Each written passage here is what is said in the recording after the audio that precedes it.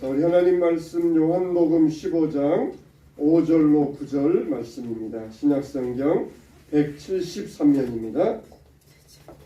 신약성경 173면 요한복음 15장 5절로 9절 말씀입니다. 자, 우리 한 절씩 교독하겠습니다. 나는 포도나무요 너희는 가지라. 그가 내 안에 내가 그 안에 거하면 사람이 열매를 많이 맺나니 나를 떠나서는 너희가 아무것도 할 수 없습니다. 사람이 내 안에 거하지 않으면 밭처럼 밖에 버려져 가느니 사람들이 그것을 모아다가 불에 던져 사느니라. 너희가 내 안에 거하고 내 말이 너희 안에 거하면 무엇이든지 원하는 대로 구하라. 그리하면 이루리라. 너희가 열매를 많이 맺으면 내 아버지께서 영광을 받으시고 너희는 내 제자가 되리라. 다 같이 아버지께서 나를 사랑하신 것 같이 나도 너희를 사랑하였으니 나의 사랑 안에 거하라. 아멘. 할렐루야. 주님의 은혜가 함께 하시길 주님의 이름으로 축원합니다. 우리가 서울에 가면은 가로수로 많은 은행나무들이 많이 있지 않습니까? 저번에 서울 갔다 오는데 어떤 분들이 은행나무에서 은행을 따는 그런 이 모습을 보았습니다. 참 가로수가 은행나무가 참 좋다 그래요. 은행나무가 벌레도 먹지 않고 또 가을 되면은 노랗게 물들고 참 좋다 그래요. 근데 유일한 단점이 이 가을에 되면은 열매가 떨어져서 그 지독한 냄새, 그게 이제 유일한 단점이지 않습니까? 그래서 가을 되면은 청소부들이 더 열심히 낙엽을 치우고 열매를 치운다고 합니다. 이 가을 되면서 여러분들에게 또 무슨 말씀 나눌 생각하다가 기왕이면 또 열매에 대한 말씀을 한번 나눠야 되겠다, 그런 생각을 가지고 오늘 말씀을 준비했습니다. 자, 예수님께서는 나는 곧 길이요 진리다, 나는 포도나무다, 나는 선한 목자다, 그런 말씀들을 하셨어요. 그런데 예수님께서 그렇게 말씀하신 뜻이 무엇이냐면은 나는 포도나무다 그랬을 때 나는 예수님만이 유일한 포도나무다, 그런 뜻을 가지고 있어요. 또 나는 선한 목자다 했을 때 예수님만이 유일한 목자가 되신다, 그런 뜻을 가지고 있어요. 또 나는 길이요 진리요 생명이다 그럴 때에도 나는 예수님만이 유일한 길이고 유일한 진리이고 유일한 생명이시다, 그런 뜻을 가지고 있습니다. 나는 또 양의 문이다 그랬을 때에도 예수님만이 유일한 양의 문이 되신다, 그런 뜻을 가지고 있습니다. 이 말은 우리에게 무슨 말씀을 하고 있습니까? 물론 세상에는 많은 목자들이 있어요. 많은 길이 있습니다. 그런데 오직 예수님만이 우리의 유일한 천국에 인도하시는 목자이시다. 예수님만이 우리의 천국 가는 길이 되신다. 예수님만이 우리의 열매 맺는 참된 포도나무가 되신다, 그런 뜻이 되는 것입니다. 여러분, 이와 같이 우리는 세상의 다른 것들을 나의 목자로 삼으면 안 됩니다. 돈이 목자가 된다든지 사람들이 나의 목자가 된다든지 이렇게 세상의 다른 것이 우리의 목자가 되면은 절대 안 된다는 것이에요. 그래서 예수님만이 유일하시다. 예수님만이, 오직 예수님 한 분만이 나의 모든 것 되신다. 이게 우리의 신앙의 고백 되시기를 주님의 이름으로 축원합니다. 그래서 너희가 내 안에 거하고 내가 너희 안에 거하면은 열매를 많이 맺나니 나를 떠나서는 너희가 아무것도, 어떤 것도 아무것도 할 수 없느니라. 무슨 말씀이십니까? 예수님 안 믿어도 돈도 잘 벌고 잘 살고 건강하던데요, 그거는 아무 소용없어요. 예수님 앞에 설 때 그것들은 아무 소용없습니다. 그건 다 축정이고 그건 다 아무 소용이 없는 썩은 것들이 예수님 앞에 열매로 드려야 되는데 예수님 안에서 맺어진 것만 열매가 될 수가 있는 것입니다. 너희가 내 안에 거하라. 요한복음 보면은 무려 40번이나 거하라 그런 말씀이 나옵니다. 이게 영원히 함께 거한다는 것이 영주 사상입니다. 영원히 주님과 함께 거한다. 거할 주자 영주, 함께 한다는 영주 신앙이에요. 따라서 합시다. 영주 신앙.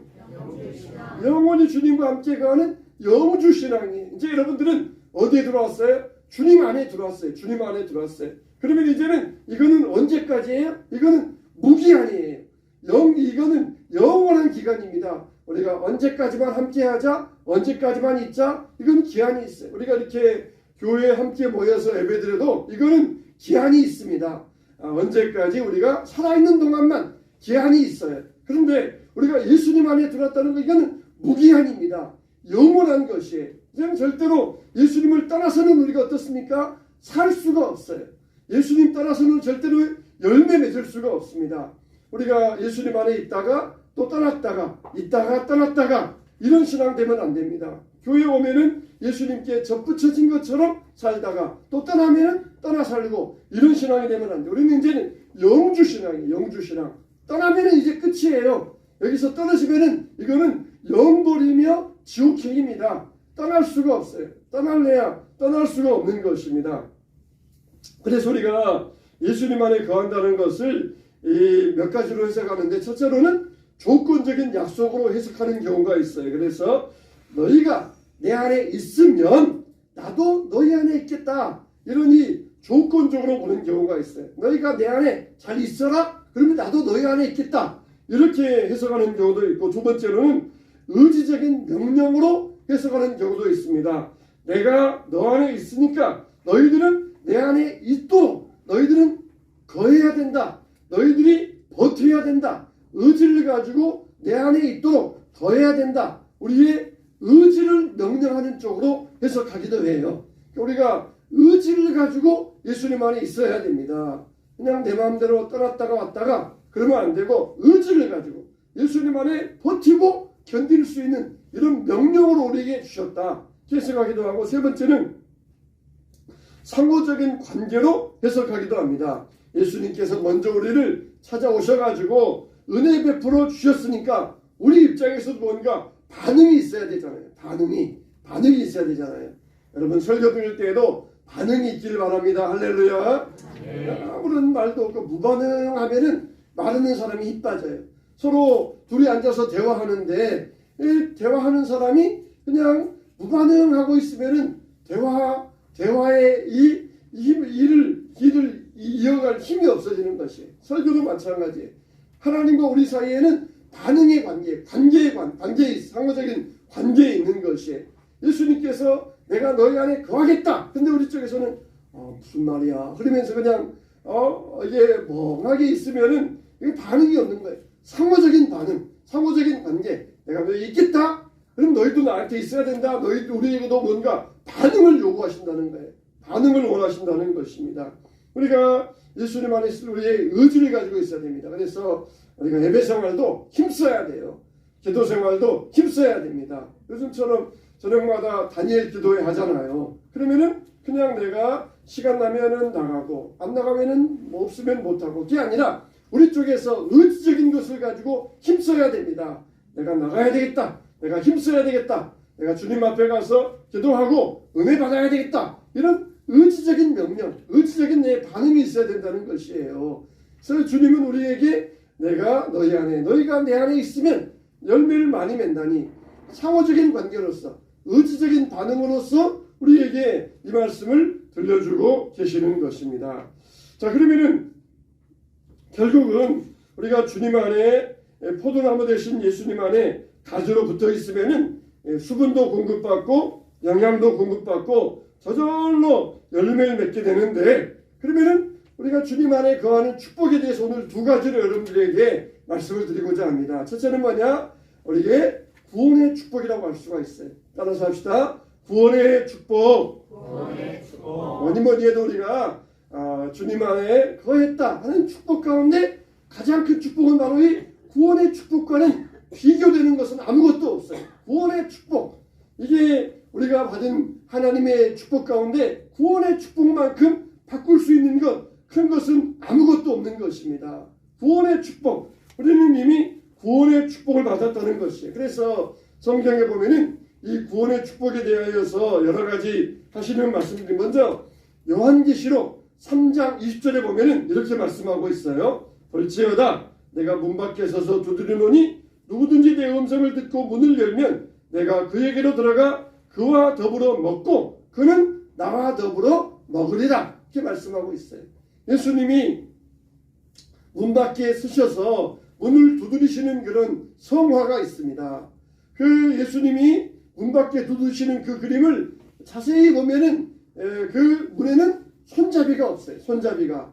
여러분 우리가 문을 열고 가려면은 손잡이가 있어야 되잖아요. 근데 그 문에는 손잡이가 없어요. 그건 무슨 말이냐? 누구든지 안에서 문을 열어줘야 그 문을 들어올 수 있지 밖에서는 문을 열고 들어갈 수 없다는 것을 그 성화의 그림이 보여주고 있습니다. 우리 마음 문은 절대로 밖에서 누가 우리 마음 문을 열고 우리 마음에 들어올 수가 없어요. 정말 내가 네 마음에 들어가고 싶다. 정말 그런 사람이 있잖아요. 우리 자녀들에게도 내가 정말 네 마음 좀 알고 싶다. 네 마음에 들어가고 싶다. 네 마음이 원하는지 뭔지 내가 좀 마음 좀 내가 들어가야 되겠다. 그렇지만은 안에서 마음 문을 열지 아니하면은 절대로 부모라 해도 들어갈 수가 없어요. 내가 배 아파가지고 낳아줬는데 내가 널 키워줬는데 그럴 수 있냐? 그래도 소용이 없어요. 안에서 마음 문을 열어주어야 들어갈 수가 있어요. 마음이 무슨 생각이 있는지 알 수가 있고 그 마음의 뜻을 알 수 있어요. 예수님도 그렇습니다. 예수님은 우리에게 강제로 문을 열고 들어오시는 분이 아니에요. 예수님은 우리에게 억지로 문을 열게 하시고 들어오시는 분이 아니에요.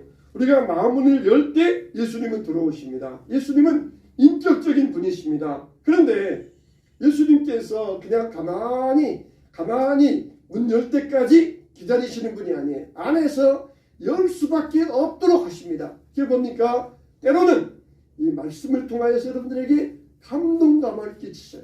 그러면은 감동감화 받은 사람이 문을 열고 예수님을 모셔드리게 합니다. 할렐루야. 여러분들 항상 이 말씀에 감동감화를 사모하셔야 돼요. 예수님이 내 마음을 지금 두드리고 계시는구나. 근데 침대에만 가만히 누워가지고 꼼짝하기 싫어 이러고 있으면은 예수님이 내 마음속에 들어오실 수가 없어요. 이 시간도 여러분이 예수님을 마음속에 모셔드려야 돼요. 이미 내 마음속에 예수님이 와 계시는데요. 이미 와 계시는데 어떤 사람은 또 예수님을 쫓아낸 사람이 있어요. 나문이 없이 예수님을 저 건너방으로 쫓아내신 분이 있어요. 그러면 다시 우리 심령의 보좌에 모셔드려야 되는데 그게 뭐예요? 말씀의 방법이에요. 말씀의 방법. 말씀으로 감동 감화시켜 주셔가지고 다시 예수님을 내 마음속에 모셔드리게 한다는 것입니다. 또 때로는 환난과 역경을 주시기도 하십니다. 막 그냥 우리에게 질병도 주시고 돈 문제도 주시고 환난도 주시고 그래가지고 문을 열게 만드셔요. 재벌들은 세상에서 필요한 게 없으니까 예수를 안 믿습니다. 세상에서 어려울 게 없으니까 예수를 안 믿어요. 그런데 고난 가운데 있고 역경 가운데 있고 가난하고 이런 사람들은 예수님을 잘 믿습니다. 예수님은 그렇게 하시어서 사람의 문을 여시는 것이에요. 마음 문을 열게 하시어서 예수님 앞에 나오게 하여 주시는 것입니다. 예수님은 인격적인 분이셔요. 우리가 마음 문을 열면은 우리 안에 들어오셔서 우리 죄를 사하시고 우리를 새롭게 하시고 그리고 우리에게 구원의 축복을 주시는 것입니다. 자, 이렇게 예수님은 강요하시는 분이 아니라 그랬어요. 근데 또 우리가 이것만 보면 안 돼요. 우리가 예수님은 인격적인 분이시고 강요하시는 분이 아니니까 우리도 절대로 다른 사람들에게 강요하지 말자. 또 그렇게만 말하시는 분이 있어요. 우리가 뒤에 보면은 또 예수님이 어떻게 하시는가? 강권하에다가 내 집을 채우라고 그랬잖아요. 그냥 옛날 같으면은 그냥 막 신앙을 강요해가지고 믿고 있는데 요즘은 또 정반대예요. 정반대. 자기 자식이라 그래도 아무런 강요도 안 하는 그런 부모들이 있어요.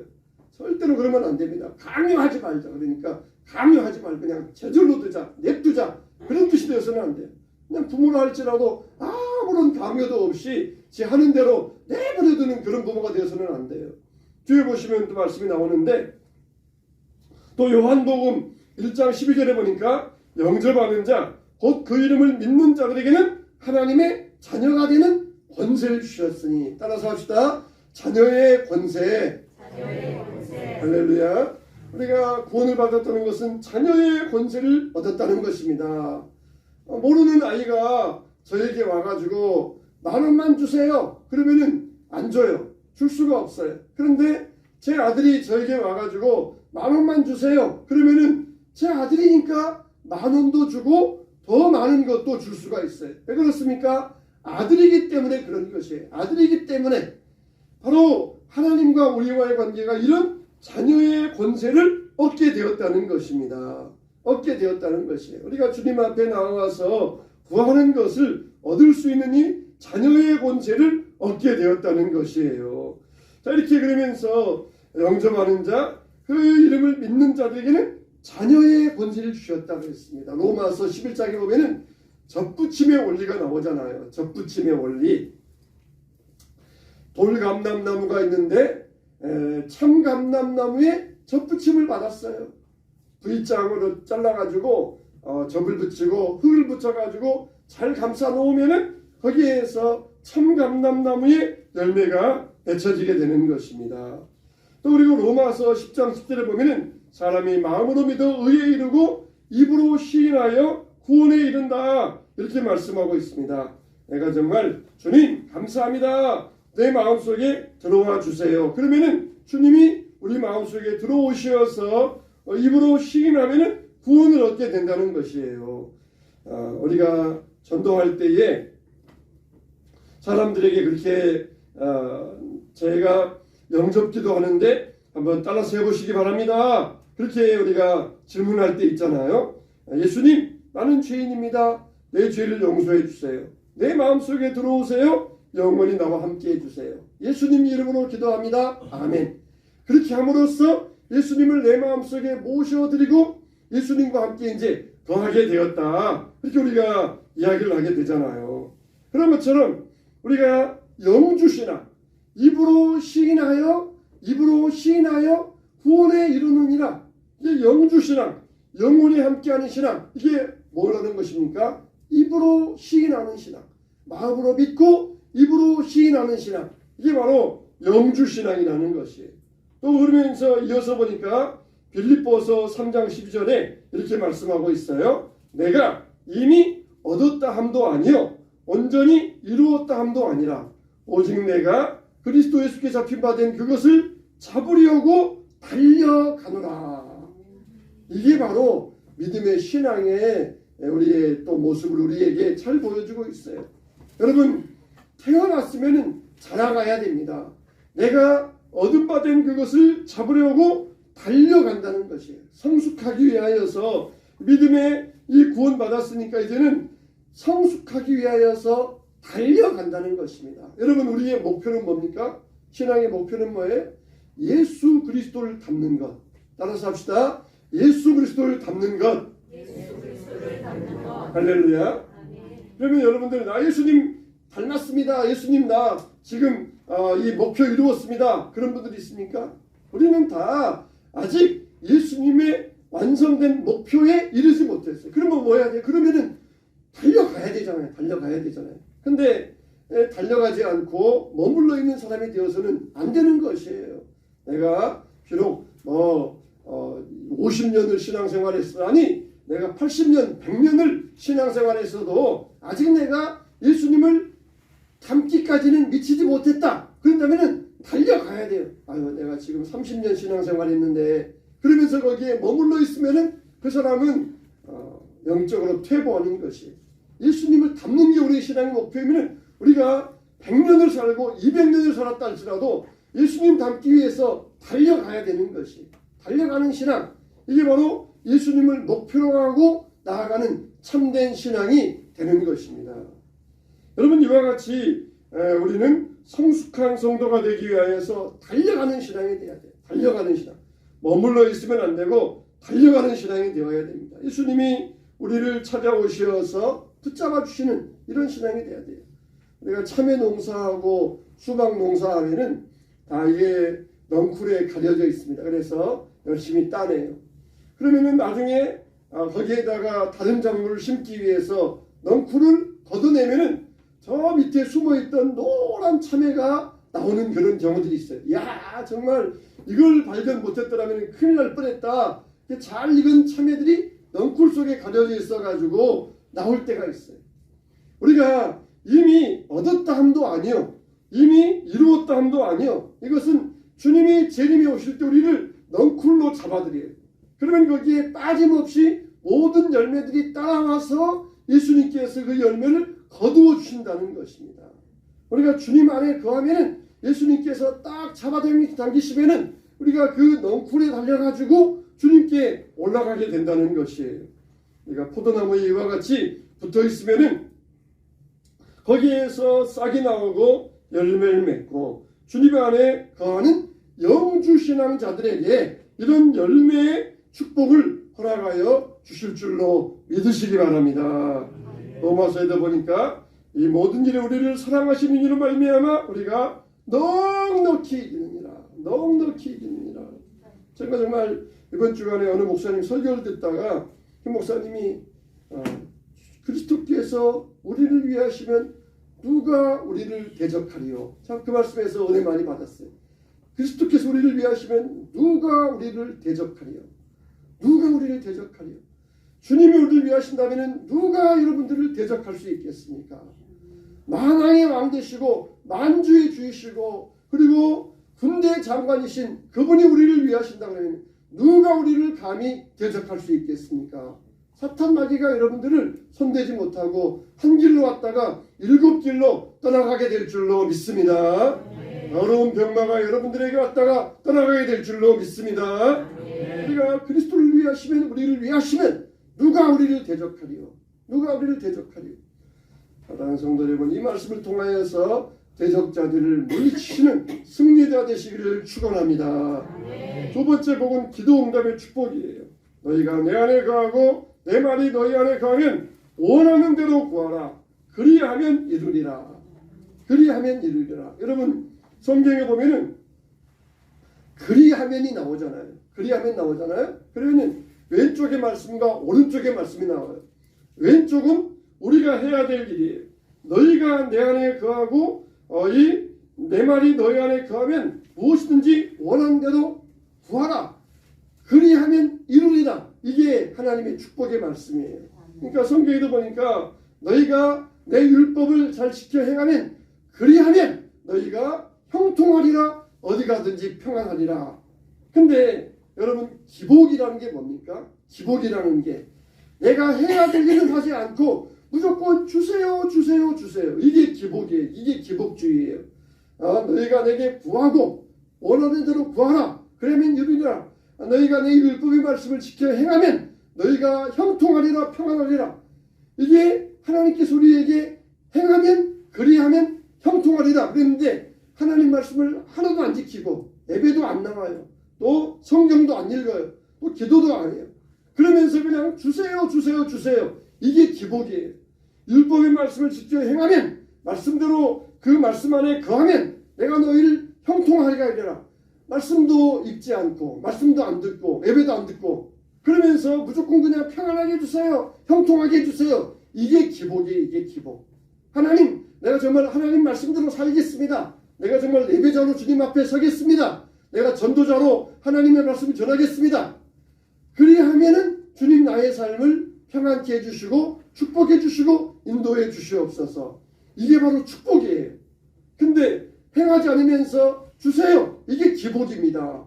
우리는 축복의 인생이 돼야 돼요. 할렐루야. 기복의 인생이 되면 안 됩니다. 하나님 앞에 축복의 삶을 살아야 돼요. 하나님 말씀대로 살면 그리하면 내가 너의 삶을 평탄케 하고 인도해 주시겠다. 그리하면 축복된 인생을 살아야지 기복된 인생을 살면 안 됩니다. 축복된 인생. 그래서 너희가 원하는 대로 구하라. 내 말이 너희 안에 거하고 그럴 때 너희가 원하는 대로 구하라. 그리하면 이루어 주시겠다. 여러분 하나님의 말씀이 여러분 안에 있습니까? 말씀이 내 마음에 그냥 확 다가올 때가 있어요. 그 말씀이 내 안에 그냥 확 가슴에 못과 같이 박혀질 때가 있습니다.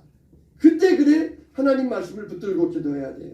근데 말씀도 없는데 하나님 축복해 주세요. 하나님 복 주세요. 그러면 이게 기복이 되는 것이에요. 내 말이 너희 안에 거하고 너희가 내 안에 거하면 그리하면 원하는 대로 구하라. 그리하면 이루어 주시겠다는 것입니다. 그러니까 우리가 기도할 때도 말씀 붙들고 기도해 주셔야 돼요. 자녀 축복의 원리, 물질 축복의 원리 말씀 붙들고 말씀을 통하여서 그리하면 이루어 주시겠다는 것입니다.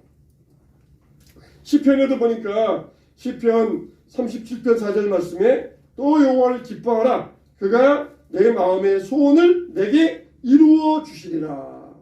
아멘. 또 중요한 말씀이니까 한번 따라서 합시다. 또 여호와를 기뻐하라